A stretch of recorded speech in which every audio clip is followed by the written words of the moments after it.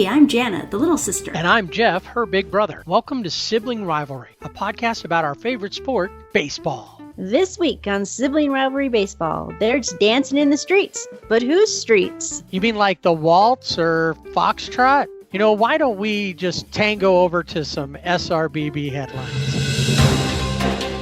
The NHL has postponed the 2021 Winter Classic and the 2021 All-Star Weekend due to concerns over the coronavirus. The St. Louis Blues and Minnesota Wild were scheduled to play on January 1st in Minnesota. The Florida Panthers were set to host the All-Star Weekend. The league said the events will be rescheduled. ESPN has canceled plans to host 8 of their 10 college basketball events at the Wide World of Sports complex, which hosted the NBA bubble at Disney World. The events remain on the schedule for the 21-22 season. There is still hope for the Champions Classic and the Jimmy V Classic to take place this season, just at different locations. Michael Jordan and his number 23 have joined racing as he becomes the first black majority owner in NASCAR, along with partner Denny Hamlin. They welcome Bubba Wallace to Team 23XI. The team will drive Toyotas and will have a guaranteed spot in every Cup Series race in 2021. MLBPA announced their 2020 Players' Choice Award winners as voted on by the players. Freddie Freeman walked away with the Player of the Year award, as well as the NL Outstanding Player. Jose Abreu took home the AL Outstanding Player award. Shane Bieber and Trevor Bauer grabbed the Outstanding Pitcher awards for the AL and NL respectively, while Kyle Lewis and Jake Cronenworth were recognized as the Outstanding Rookies of the Year. You can find these and past week's headlines on our website, siblingrivalrybb.com. Remember to rate and subscribe wherever you listen, and tell a friend to listen to the Sibling Rivalry Baseball Podcast. As the baseball season is wrapping up, our season is coming to a close as well. The last episode of our rookie season will be November 5th. We will still be tweeting, Instagramming, and Facebooking, so keep following us for all of the hot stove action and off-season chatter. We will be back for Season 2 of Sibling Rivalry Baseball Podcast on March 25th for our 2021 season premiere. 2020 World Series champion has been crowned. As most people know, here in California, we've been in a drought for years. The Dodgers have been a big part of that drought for like the last 32 years, last seeing a World Series championship in October of 1988. As of now, that drought... It's time for Dodger baseball.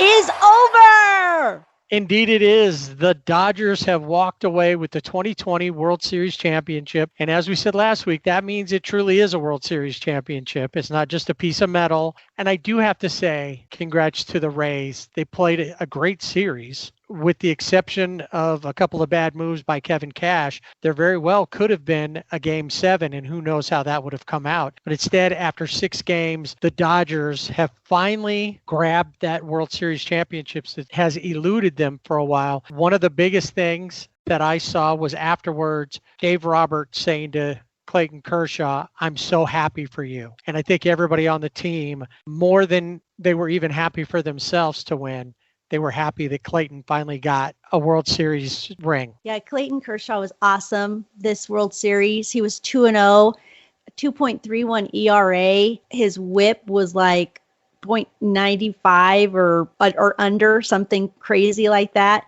So all those naysayers that were like, oh, Clayton Kershaw in the postseason, he's going to choke. No longer. Clayton Kershaw is a World Series champion and a future Hall of Famer. Oh, absolutely. He was that without the ring, but Right. This definitely makes it a lot sweeter. And he won it just like, I think they said he was about 15 minutes from his house.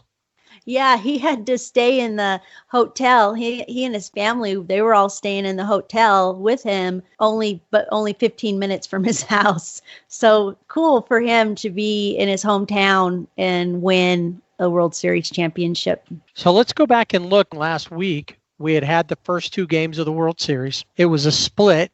It was 1-1 going into Game 3. Walker Buehler faced off against Charlie Morton. Big talk about this matchup. Charlie Morton had been on top of his game. There were a few differences this time. The roof was closed. There was a chance of rain and things like that. So they closed the roof. Is that going to make a difference? Will the ball fly less now because the roof is closed? Is it an advantage or disadvantage for the Dodgers? There were a lot of other cool things that happened in the game. Number one, G-Man Choi doing the splits at first base. Oh, man. Yeah, he's like 6'1", 200, and they said tonight he's 260 pounds, something like that. Anyway, he moves pretty good for being that big. I know. That was amazing. The splits. Yeah. Total. That was amazing. And he had other defensive moves, not just the splits. He jumped, he twirled. Well, how many times did he tag people, come off the base and still tag the man out going to first? One time he was up in the air and came down and was able to tag Mookie right on the helmet. He was definitely fun to watch. And I think in this last game, Game 6, they put his moves to like a ballet type music. Yeah, that was good. In this game, Justin Turner broke the home run record for the Dodgers in World Series. And then we had talked about this before, but a Rolling Stones song popped in my head with Mookie Betts, and it was Start Me Up. That's a good one. Whenever he got going, and I think they even mentioned it in the postgame of Game 6, when they were talking to Mookie, that when he didn't get a hit or when he didn't contribute, they didn't win. And he wasn't the guy. He wasn't the MVP of the series, but he definitely was the catalyst or the conduit that you've called him all season long. Yeah, when Mookie gets on base, whether it's a walk or, he hits a double or whatever it may be, he's electric on those base pads, but it gets the other guys in the lineup. They're excited, and it's the spark, and he just provides that spark. And of course, everybody is happy, even if you're not a Dodgers fan, because Mookie Betts has given you a free taco. Right. Can't complain about that. As far as all the games that I saw the Dodgers play in the postseason, this was probably the most complete game that they played. Buehler started off through 6 innings, only gave up 3 hits and 1 run, struck out 10 on 93 pitches. Then Blake Trinan pitched well. Brusdar Graterol, he had a 7-pitch inning in the one that he pitched. So they were good. And even Kinley, who threw an inning, gave up 1 hit, which was a home run to anyone? The only guy that seemed to hit home runs. Yeah, Randy Arozarena. Who, if the Rays had gone on to win this series, would have been a contender for the MVP. He's most probably, definitely. The Rays have hit him to thank for a lot of their offense. He carried that team. So, and he's only a rookie. Did. So pitching was great. Mookie kicked everything off with a double, was 2 for 5, had 2 stolen bases. JT, 2 for 5, had that home run. So that was the 1 RBI he had. Max, I think if Max had hit more, he probably could have been an MVP candidate as well. Yeah, I think so. He had a lot of the one home run where, like I've said before, I don't really like, they kind of stop and stare. But on that one, he deserved to stop and stare. But I think he was really patient in the box, which during the season we hadn't seen a lot of. But yeah, he would definitely be an MVP candidate if he had hit more. But he came up in important parts, getting a walk or a hit when we needed it. Contributed greatly. He won this game in Game 3, went 2 for 4, 2 RBIs and a walk. Because Austin Barnes hit a home run in that game, 2 RBIs. He was 1 for 3. So overall, a great game. The one guy who had been contributing pretty consistently that didn't in this game would have been Chris Taylor, who struck out 3 times, went 0 for 4. Yeah, something was off with Chris Taylor. Noticed it in this game. He usually can come up with a clutch hit, but he was struggling, just not finding the ball when he needed to. And so he was a surprise. I will say with Austin Barnes, he had a home run in the 6th, which was huge. But one thing that was really big was the sacrifice bunt that he laid down. That was perfect and surprised the Rays, I think, too.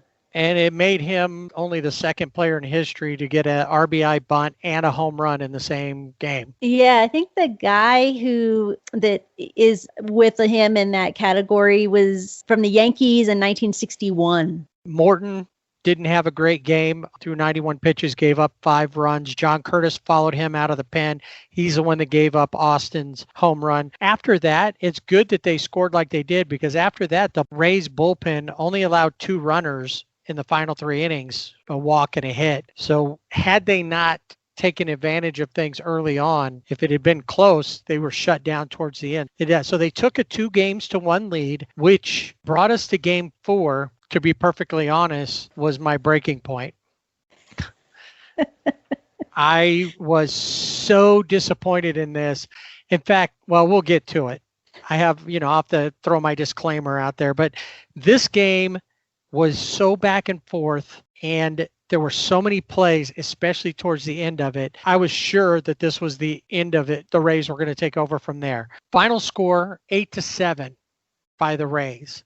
Julio Urias started out, 4.2 innings pitched, gave up 2 runs, struck out 9, just threw 80 pitches. He did give up 2 home runs, one to Hunter Renfroe, the Mike Trout lookalike. Yeah, I was going to say that. He totally looks like him. And I was going to text you, but during these last couple of games, I've just been really high end, like not being able, just don't leave me alone. I just got to watch the game. I just can't do anything else. I can't multitask. Well, and then, of course, the other home run he gave up to was, I don't know, what's this guy's name again? Randy Arozarena. Yeah, something like that. I think I've heard of him before. It seems like every game you look at it, home run, Arozarena. So he pitches pretty well. Blake Trinan comes in, only pitches 2/3 of an inning, gives up a hit and 2 runs. Followed by Petey Baez, who pitches an inning and 2/3 when he shouldn't have pitched that long. They left him in there a little too long. He ends up giving up 2 home runs, one to Brandon Lau and one to Kevin Kiermaier. With Pedro Baez, he came out, he had a good inning, and then they put him back in. And it's like, why are you doing this? And Dave Roberts said, I went over, I talked to him. He said he felt good, and I put him back in, and he took the blame for putting him back in because of what happened. Pedro is a good pitcher. You put him in different situations. We've seen the highs and we've seen the lows, like really lows with him. And so he's one of those guys that you don't necessarily, you're kind of like, okay, we're going to get through this. You're not always confident because you just don't know what he's going to do. But in this one, it's on Dave Roberts because he sent him back out there. At least he took credit for it. Before it was like, well, they were always beating around the bush to answer. He just took it. Tough game at the plate. Mookie 0 for 5, but they did score 7 runs. And a lot of that is because of Corey Seager and Justin Turner, who were both 4 for 5 in this game. They each hit a home run. Corey scored 3 runs and had 2 RBIs. Justin scored 2 runs and had 1 RBI. Jocelyn, 2 for 2. Max with an RBI went 1 for 4. Cody was 0 for 4, but he was intentionally walked. They were playing well, and it was a 1-run lead because they just kept giving up runs. And in fact, they set in this game, the 2 teams set a record for scores in 8 half innings. Yeah, every time you looked at the box score, it was 1 run here. Rays would get a run, the Dodgers would get a run, and it was just back and forth, back and forth, back and forth. So it was it was a good game scoring wise because you just never knew what was going on until Right, it was exciting. It was like, who's going to put up the 0? Yeah, exactly. And who's going to stop that? Now, here's what happens. And this is where I just got super frustrated. Dave Roberts brings in Kenley Jansen. I think around that point I said, oh, Kenley's going to come in. We need 12 more runs. Yes, you did. And I agreed with you. Kenley actually comes in, starts off okay. There was a bloop single that one more step and Kike has it, outreach. It was just past the end of his glove. Yeah, but it so wasn't close. a big deal because it was something you could work with. But there's 2 outs in this inning and Arozarena is at the plate. So you're worried about that. He gets him down 2 strikes. And you can see in Randy's eyes that he's not the confident young man he's been. And he's facing a guy who has been here many times before. All they needed was one more strike, and they're 1 game away from a win. Full count, Kinley bounces one up there. He threw a 57-footer. I don't know what that was. Hit in front of the plate, bounced in, walk. Arozarena's on base. Yeah. On one side, you're like, well, I'm glad that he didn't give you something to hit because they could have gone up right now. So, okay, he walked. You're okay. You can take. This isn't, what happens next isn't entirely Kinley's fault.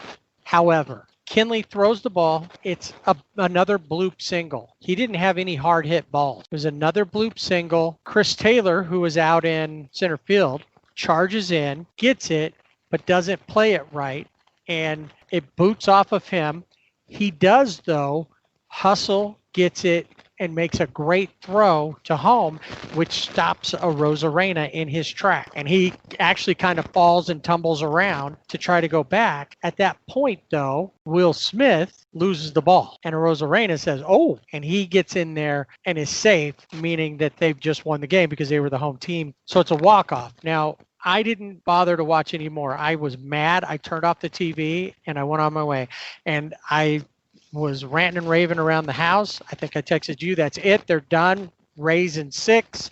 Yes. I can't believe they screwed this up. So the next day I'm watching, or maybe even later that night I'm watching a playback of that. And the one thing that sticks with me is Kinley at one point is standing next to Arozarena halfway down the third baseline. Why was Kinley standing there? I didn't notice it during the play because so many things were happening. We're watching CT3, error, thrown into Will Smith, error. Had Kinley been where he's supposed to be, we're probably going to Zinnings. Yeah, and Arozarena was at third base, and on that play, he took off for home, but in the process, he stumbled. He actually fell and was kind of army crawled to home plate. Will Smith didn't know where the ball was, had missed it. But with Kenley Jansen not being in position, I mean, that was something I think that was really frustrating. Of course, with the ending of the game was super frustrating. But with Kinley, you're taught in Little League, the pitcher, you back up the catcher. And he wasn't there. He didn't,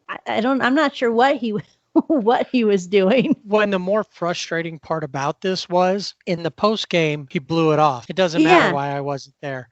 We're moving on to the next game. We got to play again tomorrow. Doesn't matter. Yeah, it was really flippant. He didn't seem to care.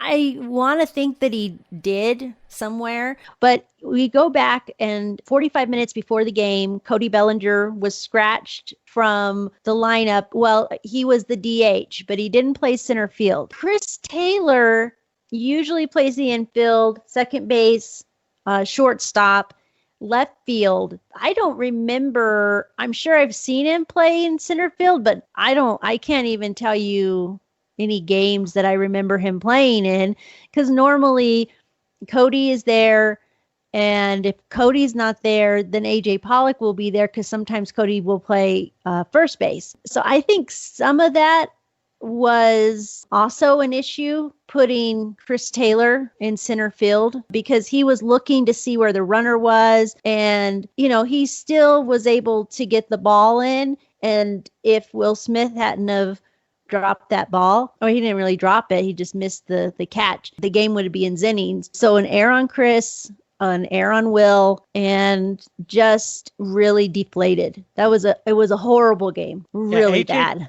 AJ Pollock started in center field. They pinch hit Jocelyn for him. Chris Taylor was in left field to start, which he's played often. Yeah. Had that great play versus the Padres. Yeah, in San Diego. Yeah. They slid him to center and put Jocelyn into left, and that's how that set that up. It was crazy. I even looked at it and wrote down exactly how that inning went. Tsutsugo comes in, pinch hits for the Rays, strikes out. Kiermaier comes up and singles. Joey Wendell flies out. Kiermaier moves to second base on the Arozarena walk. And then Brett Phillips comes up. He's off the bench, hasn't played at all, and he gets that bloop single. Kiermaier scores, that ties it up. And then the errors and Arozarena, of course, scores there. He had a great game, 3 for 4, 1 RBI, and a home run, of course. Scored 3 runs, that last one being the game winner. They played a great game, and it was at the end the Dodgers gave it away. Yeah. So it was really very did. frustrating. I had no interest in watching it. And in fact, by the time game 5 started, I had turned off my phone and I took a nap. Yeah. Blanca's like, I can't believe you're sleeping through the game. You're not going to watch it. She was watching it. Yeah. I wasn't paying any attention to it. She had told me she was going to watch a Hallmark. They got new Christmas movies coming on already. So she was going to watch that. So I'm expecting that's what she's watching. I was out. I was drooling. That's how much asleep I was. I didn't care. And throughout that game, if they'd lost, I didn't care. If they won, I didn't care. Really, I thought they were going to lose because a loss like the game 4 loss can carry over into the next game. So I'm going to let you talk about game 5 since I didn't watch it. I have all the numbers in front of me. I know Max, that's the home run that Max watched. Yes. Go out. I know that Kershaw pitched a pretty good game. Dustin May, Victor Gonzalez, and Blake Trinan threw 3 scoreless innings in relief. And I know that Tyler Glasnow started for the Rays and had another 100-pitch game, 102. Yeah, this was a really good game. I know you said you weren't going to watch. Blanca actually texted me and said, Jeff's boycotting the game, which I had already known. And yeah, it was a good game because the Dodgers, after that disastrous 9th inning, the Dodgers came back the next day, game 5, Kershaw's on the mound. That always gives the team a lot of confidence. He pitched 5 2/3 innings. He had 5 hits, 2 runs, 2 earned runs, 2 walks, 6 strikeouts, didn't give up a home run, looked really good. And of course, one of the things, though, is when Roberts came out to take him out of the game, Justin Turner they're all on the mound. And Justin Turner even said to Dave Roberts, he can get this last out. He can get this out. He can do it. But as we learned later, it was all part of a plan before the game. And Kershaw was part of that plan. And that was to bring Dustin May in. And Dustin May pitched 1 2/3 inning, 1 hit, but no runs, 2 strikeouts, no walks. And the difference with this Dustin May that we saw in game 5 is he was more controlled. He'd been really amped up and couldn't find the zone. But in this game, he looked like Dustin May during the regular season, and which is why Dustin May is an important part of the pitching staff of the Dodgers. And then Victor Gonzalez came in, and then Blake Trinan. They were lights out, didn't give up any hits. Trinan gave up 1, but he struck out 2. And the Dodgers went on to win 4-2. But the important part of this game is that the Dodgers came out in the first inning and got on the board first. And who was it? Mookie Betts with a double. And he got it started, and he puts him in scoring position. Corey singles in Mookie. Cody singles to bring in Corey. So they're already up, which I've said before, we've talked about it. It's important for the Dodgers to get on the board first. Now, it doesn't mean that if they don't get on the board first, that they're going to lose, but there's a huge momentum for that lineup when they have first run or 2 runs or whatever it may be. Tyler Glasnow, 5 innings, 6 hits, 4 runs, 3 walks, 7 strikeouts, gave up 2 home runs. One of the interesting things about this game, Manuel Margot was on third base, and third base coach didn't tell him to go, but he thought he could do it. He tried to steal home, a la Jackie Robinson. Didn't work out in his favor because Max was telling Kershaw, step off, step off. And Clayton Kershaw said, yeah, I heard Max Muncy, shouting at me to step off. I stepped off, and they got Margot out at home plate. And Austin Barnes catches Kershaw, but we've also seen Austin, as we affectionately call him, Cuz. He's so much like Will Smith, and he's going to be a great defensive catcher, but he's got a lot of work to do. And so I always feel really good when Austin is behind the plate because defensively, he's one of the best in the league. Yeah, this year you definitely had moments where, oh, good, Austin's out there.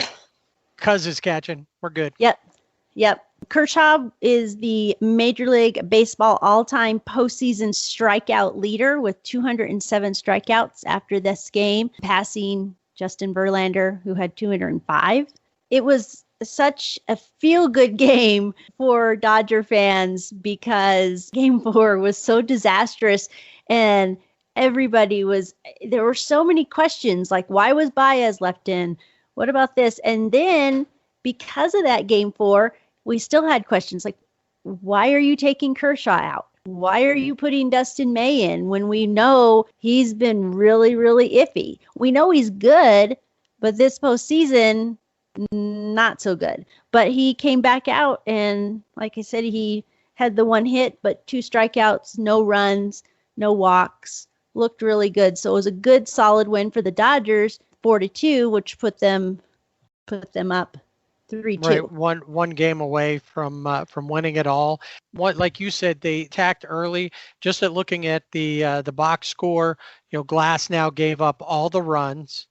The 4 relievers that followed him combined to shut down the Dodgers. They only allowed 2 walks. Dodgers were done after those 4 runs. So luckily, they took advantage of Glass now when they could. Once again, Rosarena, 1 for 4, had an RBI. Margot, 2 for 3. Yandy Diaz contributed as well. Overall, pretty good game from top to bottom on both sides as far as just watching a game. It looks like when Kershaw pitches well, I think everybody he's just a good guy. So, and there seemed to be a camaraderie between the 2 teams out there. I don't know how many times something would happen. Nobody got up mad because when Max fell on Adames and Adames kind of pulled him down, he helped him up. It wasn't like if they were playing the Asterix and they were ready to kick somebody or spike them. Yeah. This was not the case. And the Rays, even when they got things going, even after that Game 4, it was hard to be mad at them for their celebration. That was an incredible win, and they didn't think they were going to do it. Well, especially when you have somebody that comes up like Brett Phillips, he wasn't even on the roster for the championship series. He's on the roster for the World Series. He hit maybe 200 in the season, maybe even for his career. He gets up there and has his World Series moment. So yeah, I mean, at the time, it's all a blur to me. I don't want to go back and look at it again.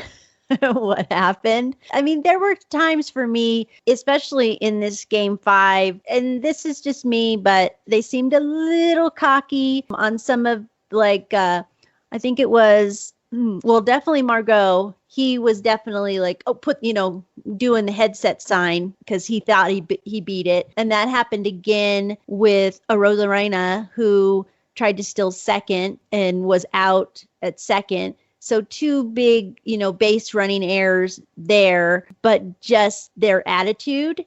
And maybe a little of it was because they had won the night before. But looking back now, it irritated me. But I was like, okay, they want to win this too. So yeah, Brett Phillips split the season between Kansas City and Tampa Bay. Yeah, but I've seen interviews with him, and he's just a really goofy guy. I was watching a show where they were interviewing Kike Hernandez, and he said that Kike's wife had met Brett Phillips in the hotel, and he said to her, "I'm the American Kike," because he's so goofy. Yeah, he's goofy and he dances, maybe not as well as Kike, but yeah, that's how he introduced himself to. You were real close with Kansas City in the first part of the year. He batted .226. His time with the Rays, he batted .150. Okay. Yeah, he didn't have a great year, but he had that one moment. It's a moment he'll never forget. So let's go to the deciding game. Definitely an elimination game. You can't count the Rays out because they're scrappy. Right. And honestly, and we'll talk about this as we go through with this game, but I believe that it was a bad move on the manager's part, on Kevin Cash's part. Not that the same result wouldn't have come to be, but it may have taken a little more effort on the Dodgers comparatively. So Tony Gonsolin gets the start, and from what it looks like, he was supposed to be a starter this time, not an opener. And the Rays threw out Blake Snell, who has been ace-worthy this series. And one thing that you can almost always count on, in fact, it feels like it goes without saying, there was a home run given up by Gonsolin. And who was it to? Randy Arozarena. Yep. Every game. I got tired of looking at him. They showed him all the time. And I just said, I don't want to see him anymore. Things didn't work out as well for him this time as they have in the past. However, Blake Snell, 5 1/3 innings, gave up 2 hits, 1 run, struck out 9. Now, that's where the mess up was. They shouldn't have taken him out because he had owned the top of the order. All three, Mookie, Corey, and JT, had all struck out the 2 times that they'd seen him. Yep. And instead of feeling what was going on and seeing what was happening, they went with the numbers. It ended up costing them. It's like, oh, we're going to see it a third time around. Well, he's been controlling them. And wouldn't you rather lose with your ace that's pitching well? Yeah, he had 73 pitches when Kevin Cash came out to the mound. Blake Snell was not happy. I don't blame him. I'm not going to. This was a huge turning point because the Dodgers like to call themselves the hyenas, especially those guys like Kike and Edwin Reed. You know, they kind of pick up the scraps. I would say, though, even with them taking out Blake Snell, that was a huge, probably the factor in the game. You still weren't sure about the Tampa Bay bullpen because we've seen that they can be really good, and they weren't. But when they talk about doing the numbers, they brought in Nick Anderson, who by his numbers shouldn't have been there. No. And it's something because Mookie, in a post-game interview, they asked him, they said, yeah, he took out Blake Snell. How did that feel? He goes, well, I'm not going to question somebody else's thing, but we were happy about it. Yeah. And that alone told him those guys were having a hard time with him. And that was their moment. Like, thank goodness he's out of there. We can maybe do something. And they did. They attacked Nick Anderson, who only threw 1/3 of an inning, gave up a hit and a run. And then Fairbanks came in. He wasn't as iffy, but he too, he went a little longer. He went 1 1/3, gave up 2 hits and 1 run, which was a home run to Mookie. And that would be it. It was 3-1. Like we said, Randy Arozarena again, 2 for 4, a home run, 1 RBI. Really, from the Dodgers standpoint, not a really big offensive night. Snell locked them down for most of it. Yeah, he did. He really, I was thinking this is going to be game 7 because he was pitching so well. And what knocked him out was cuz Austin Barnes doing the Barnes name proud, hitting a single. And that was it. And they just took him out. And then from there, it, well, Mookie, the first 2 runs and are manufactured runs.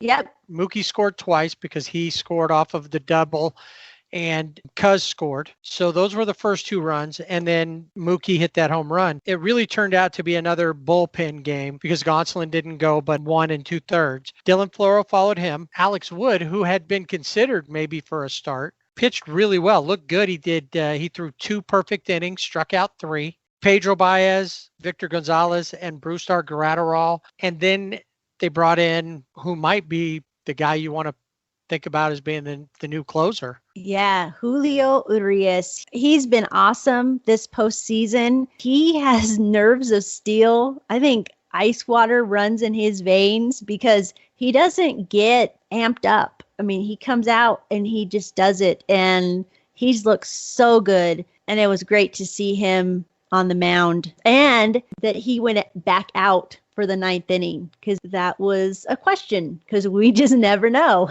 No, and I think early in the day, I asked you, do you think we'll see Kinley? And you were like, no, but maybe. There was the chance that they could bring him in because he is like Kershaw. He's been there for a long time, been to the World Series, been to the playoffs. And like Kershaw said in a post-game interview, been to here and every time we lose, he said every time I lose. Yeah. And Kinley's another one who's been there a long time. Doc is a sentimental guy sometimes. Would he have brought him out just for that moment? And he fought off that urge, I'm guessing, and boom, 2 1/3 perfect innings, 4 strikeouts. And once again, just like in the National League Championship Series, I felt that there should have been co-MVPs. Yeah, I think Corey Seager was named MVP, but Julio definitely deserved the honor as well. And I think in this series more so than in the championship series. Yeah. Because Corey really carried him along. He was the most consistent player through the World Series, but he was definitely the pack mule in the League Series. In this one, though, they should have split it up. They should have made Corey and Julio cut that Blazer Tahoe or whatever it was that he got for winning the MVP in half. So the Dodgers in the drought, and I think this is more than the 32 years that it's been since they've won. While we fans, that's one big thing because we haven't seen that championship. Plus, just like in 1988, the Lakers won the championship, the Dodgers won the championship. So we have that. So that's a pretty cool thing as far as coincidences, I guess. But I think the bigger thing for the Dodger players is that they finally got over that hump. 3 World Series in 4 years. And even regardless of what 2017 was, it was still hard, and it got harder because of what we found out about it, but they still didn't win it. Now they have the championship back here in Southern California. The question is, what will they do next year? As the post-game crew told Mookie, all right, 11 more. Which would be awesome. 11 more. Yeah. They'd be like the UCLA Bruins of college basketball, the Boston Celtics of the NBA. Yep. A true dynasty if they won 12 total back to back. I don't see that happening. But I don't either. It's nice to think about it though. And I think that they really are going to have to watch, because even if they make it again next year, I wouldn't be surprised to see the Rays there, and the Rays maybe even improve, because now they know they took on the best, and now they know what they need to do to compete with the best team. And it's kind of cool because a lot of times the best team's not always the one that makes it. Right now, it's just relishing this championship. Yeah, I remember what I was doing when I saw Kirk Gibson hit that home run in Game 1.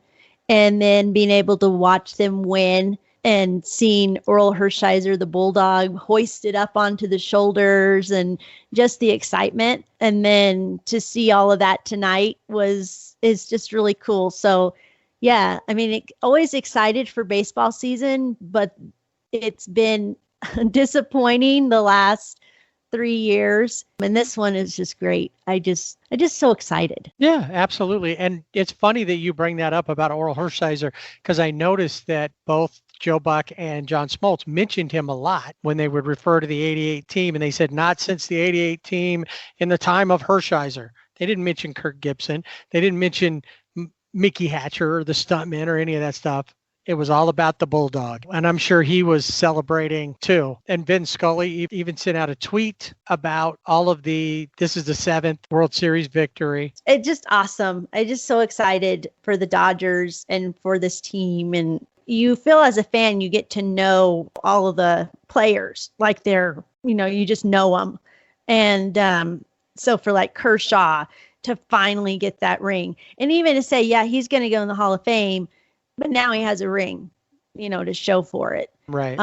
Justin Turner, who is the captain of the team, and everything, these guys that have been nobodies, Justin Turner played for the Mets, signed a minor league contract with the Dodgers because he was at a college game, I think like an alumni game, and somebody from the Dodgers saw him and was like, hey, we need to sign you. Or think about Max Muncy, who was out, He was released from the A's. Yeah. And he was working in a regular job. Yeah. And he was sitting on the couch and his dad was like, come on, you got to keep going. This isn't over for you. Or Chris Taylor, who was with the Mariners. They have their own, I guess, stuntmen of this team. No, absolutely. They did in 88.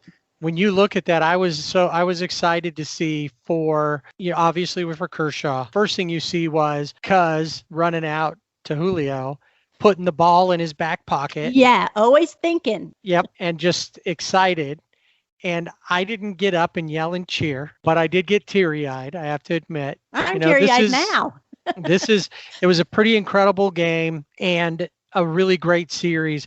Once again, you got to give the Rays, unlike things we've seen in the past. Now, when they played the Red Sox, you didn't really feel like the Red Sox, not like we did about the Asterix. The Asterix became outlaws. Yeah. They were bad guys. The Red Sox just came in and played really tough and showed that they were the better team. Congrats to the Dodgers. Obviously, no parade. I'm sure that if I go and I look at the paper, that and the news, that they're probably still out in the streets from the victory. I wonder how many cop cars got turned over and burned in celebration of the Dodgers. So now you can have a parade around your house, grab your Dodger flag, and maybe go outside and up and down, walk to your mailbox and wave your flag, and that'll be the championship parade.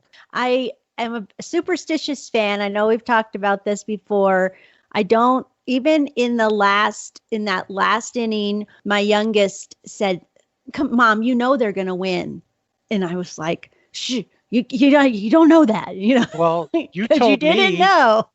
You told me I couldn't watch Game 6 because they won Game 5, and I was completely.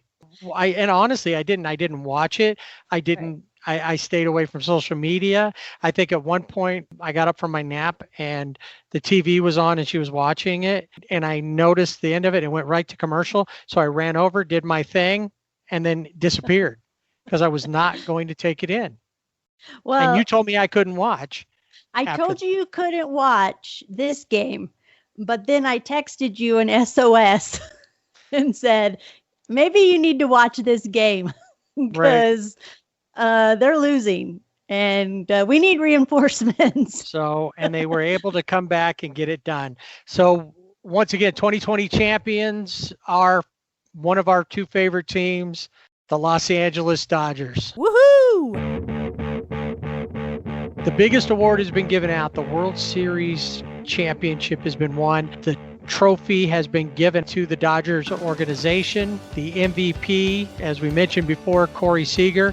Now it's time to look at the other awards that are coming up. A couple that have come out, the Mariano Rivera AL Reliever of the Year Award. That one went to Liam Hendricks of the A's, 1.78 ERA on the season, a 1.14 fielding independent pitching, and a 40.2% K rate. So he struck out 40.2% of all the batters. Devin Williams, who had a great season with the Brewers, he picks up the NL, the Trevor Hoffman Award. He had one earned run all season, and that happened in one of the first 4 games of the season. A 0.33 ERA. He didn't give up any hits from August 14th to September 11th. That's 31 batters faced. I'm sorry that he was injured for him, but I'm glad that he was not there during the wild card. Didn't have to see him. No. The finalists for the Gold Glove Awards have been announced. The winners will be on Election Day, so the votes for them will be in. And I'm not going to be cliche like everybody else and go vote. Oh, man, I just did. All right. Well, I'd much rather watch Golden Globes, the Golden Glove Award winners than watch election results. Well, a couple of them, just to start off, let's look at the American League. Griffin Canning from the Angels is one of the 3 pitchers. He's competing against Kenta Maeda, one of our favorites, and Zach Plesac of the Indians. Another former Dodger, Yasmani Grandal. Yeah. Glove candidate from the White Sox now. Which is a big surprise because Yaz is a good catcher, but we saw a lot of butterfingers going on with him too. So he must like being in Chicago. Maybe he just finally figured out, if I want to be an all-around player, I got to do that, because that was definitely his issues. And one of the reasons people weren't so sad to see him go. True. The Rangers third baseman, Isaiah Kiner-Falefa, he's a former catcher. And I noticed throughout the times that he played versus the Angels and the Dodgers, he's got a cannon. He became a really good third baseman, and now he's up there for a Golden Glove at third base in the American League. Luis Robert. I always want to, because I say Luis, I always want to say it Robert or Robert. It's Luis Robert, center fielder for the White Sox and probably a Rookie of the Year candidate, also up for a Gold Glove. And then finally, another one that we picked out was Alex Gordon is up for a Gold Glove. In this, his final season, he has announced his retirement. So hopefully he'll grab that on his way out the door. Just like a little parting gift. Yeah, that would be nice for him. And just as an aside, Cody Bellinger and Mookie Betts also nominees. Yeah, in the NL, they're Cody in center field. He's up against Ronald Acuna Jr. and Trent Grisham. Yeah, our favorite. Not. And then Mookie's competing in right field against Charlie Blackmon and Jason Hayward of the Cubs. And those are the only two. The Angels had one. The Dodgers had two. Anthony Rizzo, reigning Gold Glover at first base. Nolan Arenado, Manny Machado, or a couple others. And then at shortstop, three guys who were all in the playoffs. Javi Baez, Miguel Rojas, and great literary figure, Dansby Swanson.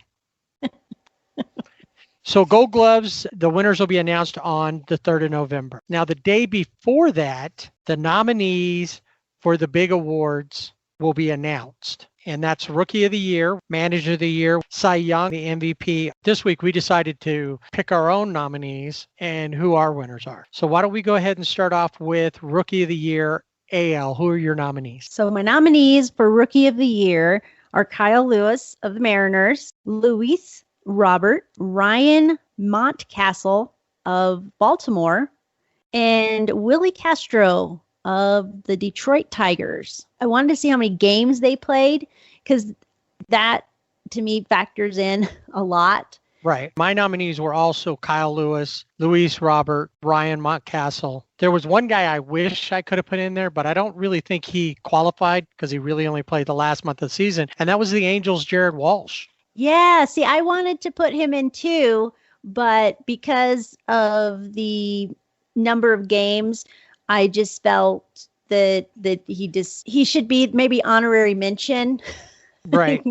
I think he did it. Yeah. He did a lot and put himself in a position to be there if he just had a few more games. All right. Yep. Who are before we look at the winners, who are your NL nominees? So my NL nominees, I'm going with Tony Gonsolin, Kwang Hyun Kim from St. Louis, Jake Cronenworth, and Alec Boehm from Philadelphia. Okay. I have Jake Cronenworth, Tony Gonsolin, Alec Boehm, but I also have Devin Williams as a Rookie of the Year. Those are mine. Who did you go with as your AL Rookie of the Year? So this guy led all rookies in total bases, which is 90, and he tied in the lead in home runs with 11, and that is Kyle Lewis of the Mariners. Offensively, but also defensively, when they played against the Dodgers, I know he robbed at least one home run, and just really makes you stop and watch him play. So it's unanimous out of his 58 games and 54 hits. Like you said, 11 home runs, 28 RBIs, but a lot of it was his fielding. How many times did you turn on the highlights? And he was there. And he was part of the highlight package every night. So yeah, I go with him. And then your NL rookie. This might be a little bit biased, but because I really like him a lot. And that is the Catman, Tony Gonsolin. He was 2 for 2 over the season. He pitched 46 2/3 innings, 46 strikeouts, had a 193 batting average versus opponents, and a .84 whip. If he had qualified, if he had enough innings to qualify, he would have had the 4th best ERA in the NL. And so I go with the Catman, Tony Gonsolin. I can imagine that. He did pitch really well during the season, and I'm sure we'll talk about it next week when we do a full wrap-up on the Dodger and Angel seasons. Went with Devin Williams. I think that it's incredible to be as good as he was when you're a closer, it's high leverage situations. And he was able to do the one thing that got me was his strikeouts per 9 innings came out to be just over 17. Yeah. I mean, it's incredible. Yeah. 53 Ks, and he's a reliever, so he's not pitching as many innings, and a 0.33 ERA. So Devin Williams gets my rookie of the year. We'll find out on the 9th of November. Let's go to manager of the year. Who were your American League nominees? Kevin Cash, of course, from Tampa Bay. Aaron Boone from the Yankees. Dusty Baker from Houston. And Rick Renteria, from the White Sox. All right. And I have the same 4. Oh, I went all after right. that. All right. Your NL nominees before we pick our winners. NL, I have Dave Roberts, Don Mattingly, David Ross, and Jace Tingler. Okay. I went with Don Mattingly, Mike Schilt, Gabe Kapler. Okay. Of the Giants. Yeah. And Jace Tingler. Who's your AL manager of the year? So for AL, I went with the manager who took his team postseason, and they had missed the postseason for 11 straight years. They made it this year. They had a 35-25 record in a really tight Central Division, and that's Rick Renteria. And we are in agreement on that one. I also thought that they had a team that they were putting together, but not sure how it was going to come to be. He had never had a winning record in the seasons previous. The weird thing about this is he's no longer the manager of the White Sox, so we won't see what he would have done to move them forward. And who knows who's going to end up taking over that team. How about your NL manager? NL manager, I went with Jace Tingler. This is the first time they went to the playoff since 2006. They were third among Major League Baseball teams in winning percentage and second in run differential. Had a lot of good pieces that they gave him to work with, but he did a really good job. And so I think and he's a first-year manager with San Diego. So he overcame some issues with the pitching staff. Yeah. And was able to make it through, make that happen. I'm going to go with what I think is probably the obvious choice, Don Mattingly. And he had a lot of issues. And I think that's kind of that's the given. Most people are going to go with that. He's the favorite. He had all those issues at the beginning, but they were able to overcome them. Injury issues to deal with some of their better players. They got to the playoffs. That really affected him.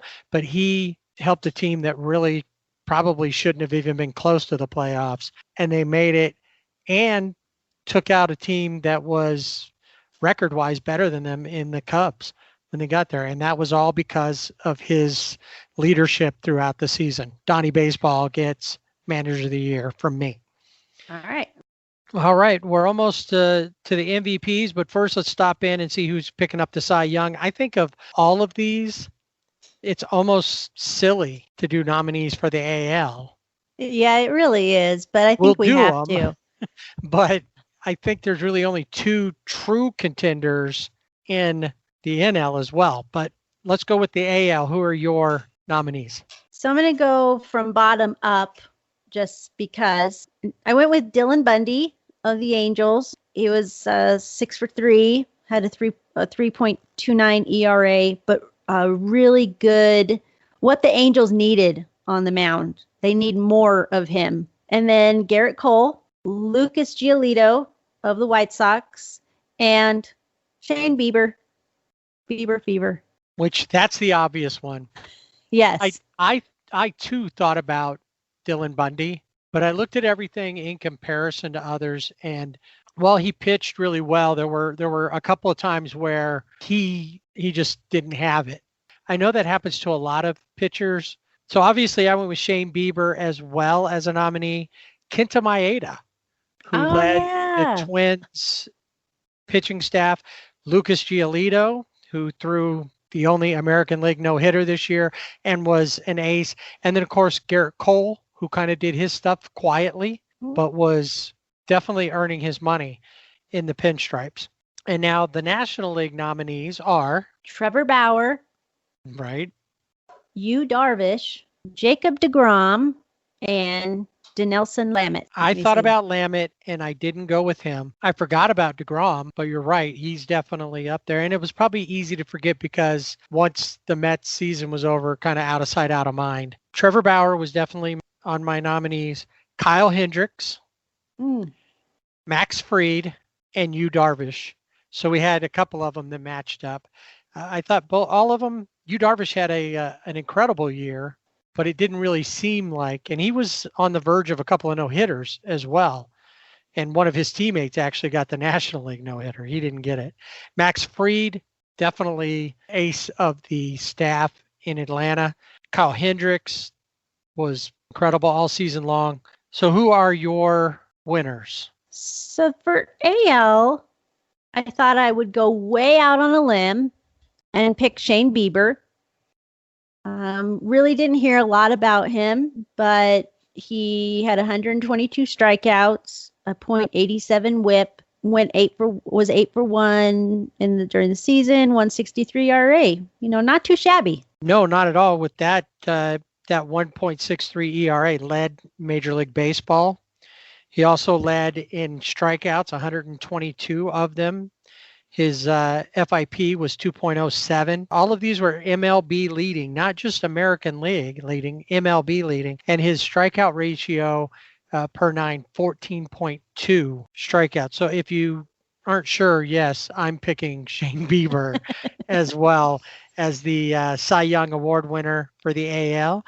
Let's look at the NL. Who did you pick there? Well, this one, I had to go with the next commissioner of Major League Baseball, Trevor Bauer. Yeah, I think eventually he'll be there. What I wanted to call him is, and what I hope is going to work out is Dylan Bundy's teammate with the Angels next season. But he does look good in red. He does. So I went with Trevor Bauer as well.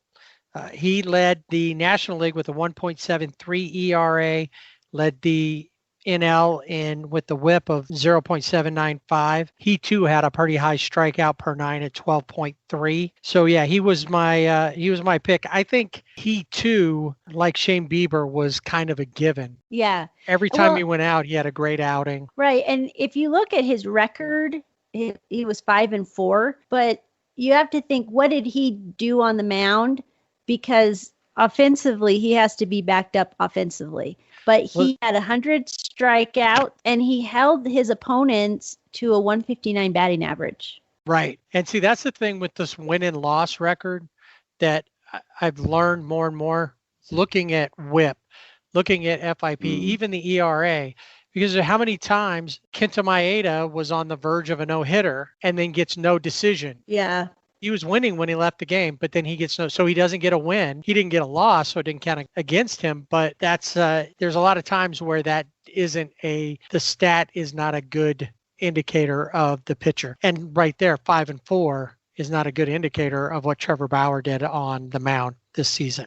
All right. Well, let's wrap up our nominees and our guesses or our picks for the end of the season award winners. Like I said, the nominees will be announced on the 2nd. For MVP, let's start off with the AL nominees. Who you got? I got Jose Abreu, Shane Bieber, DJ LeMahieu, and Jose Ramirez of the Cleveland Indians. That's a good pick. I like Jose. I didn't have Jose on my list, but I did consider him. I too went with Jose Abreu, DJ LeMahieu, and Shane Bieber. We're alike on those. And then I also put Tim Anderson, another White Sox. I really liked what I saw. Not only I've been watching him. I'm a fan of Tim Anderson's. He's one of those that if I went to Chicago and bought a jersey, I would buy a Tim Anderson jersey. He's one of my favorites. So I thought him there. And I did, like I said, I did think about Jose Ramirez, but didn't go there. How about your NL? NL, I have Freddie Freeman, Manny Machado, much to my chagrin, Fernando Tatis Jr., and Corey Seager. Oh, wow. It's missing a name I thought you would throw on there. I thought about Tatis Jr., but I didn't go that route. I, too, have Freddie Freeman and Manny Machado, Corey Seager. I added in, after I kept looking at things, Juan Soto of the Nationals. Under consideration, I know he came in late, but he had a great year. And then I also considered Mookie. Start me up. He was the catalyst, and it was hard when looking across the board, especially with Mookie and Corey, because they were both really responsible. And obviously we know what happened in the playoffs. Corey was the MVP of both the Championship Series and the World Series. But I had to consider Mookie as well. Oh, yeah. Yeah. All right. So who's your AL pick for MVP? So I went with Jose Abreu of the White Sox. 19 home runs, 60 RBIs, 317 batting average.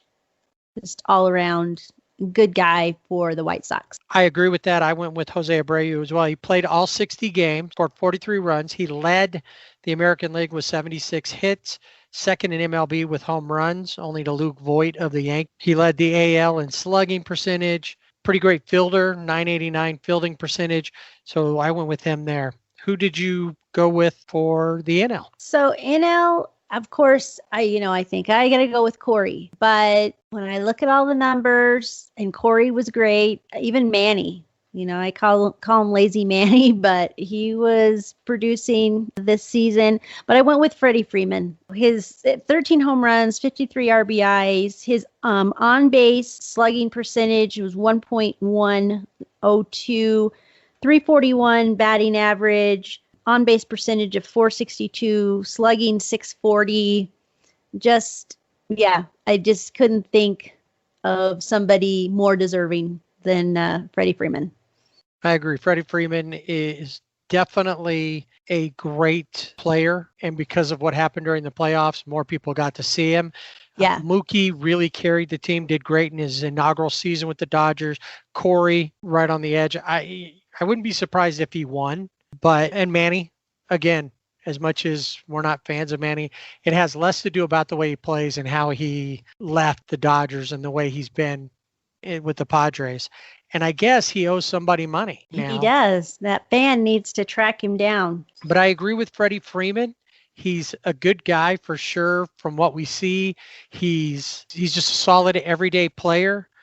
Led the major leagues with 51 runs scored, 23 doubles, also led the major leagues, 73 hits. So he had a solid season and was really, you can't blame him for the Braves not being in the World Series because he was, I think we even talked about it, he probably would have been the MVP of the League Championship Series had the Braves won it all. He really put that together and didn't get the assistance he needed. Freddie Freeman's definitely finally getting burst towards the end of his career, maybe. We'll see how much longer he plays. And this is the guy who had COVID at the beginning of the season. Yeah, and he had it. I mean, he really had all of the symptoms that you read about. He had it all. So bad that Nick Markakis opted out. Right. He didn't want to take a chance of getting it. Obviously, he came back in, but yeah. So there we go. That's our picks for the postseason awards. Check us out on all of our social media, Twitter, Facebook, Instagram, and we'll be talking about who actually won the awards on Awards Week starting November 9th. And that'll do it for this week's Sibling Rivalry Baseball podcast. Remember, you can find us on our website, siblingrivalrybb.com, and on Facebook and Instagram at Sibling Rivalry BB. We're also on Twitter at Sibling Rivalry BB without the A. Email us, show@siblingrivalrybb.com. We'd love to hear what you think, so subscribe and rate us wherever you listen to our podcast. Next week on Sibling Rivalry Baseball, we put the tarp on the field and the finishing touches on our rookie season. Only one more episode, and we still haven't found Josh Fields yet. You're out!